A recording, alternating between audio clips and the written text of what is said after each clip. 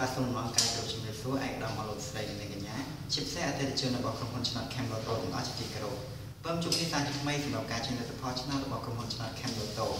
បាទថ្ងៃនេះជាការចេញលទ្ធផលឆ្នោតលើកទី445ដែលរង្វាន់ជាផលសម្រាប់ឆ្នោត Lotto Lucky 636គឺការឡើងរហូតដល់71លាន698,560 រៀល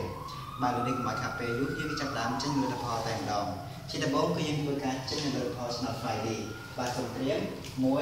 3ប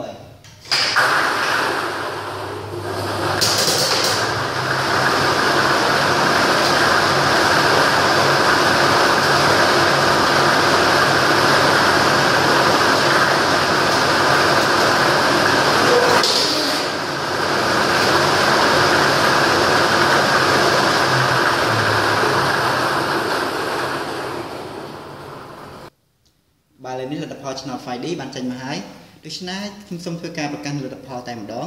តែក្របពីងប៉ុងទី1គឺមានលេខ7ក្របពីងប៉ុងទី2គឺមានលេខ4ក្របពីងប៉ុងទី3គឺមានលេខ5ក្របពីងប៉ុងទី4គឺមានលេខ5និងក្របពីងប៉ុងទី5គឺមានលេខ6បាទសូមបញ្ជាក់ម្ដងទៀតតែក្របពីងប៉ុងទី1គឺមានលេខ7ក្របពីងប៉ុងទី2គឺមានលេខ4ក្របពីងប៉ុងទី3គឺមានលេខ5ក្របពីងប៉ុងទី4គឺមានលេខ5និងក្របពីងប៉ុងទី5គឺមានលេខ6បាទឥឡូវនេះខ្ញុំទៅដល់ការចេញលទ្ធផលឆ្នោត Lotto Lucky 636វិញម្ដងបាទសូមត្រៀម1 2 3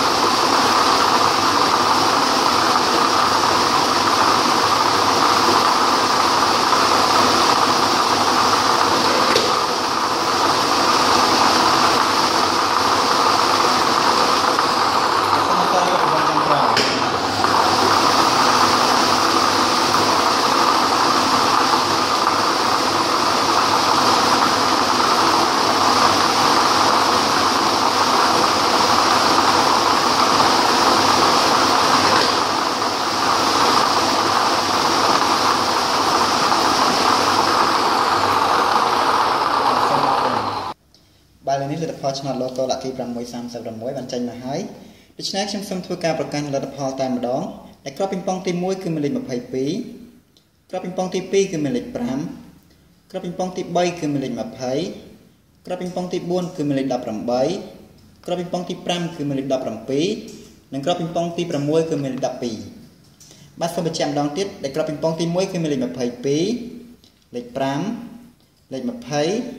លេខ18លេខ17និងលេខ12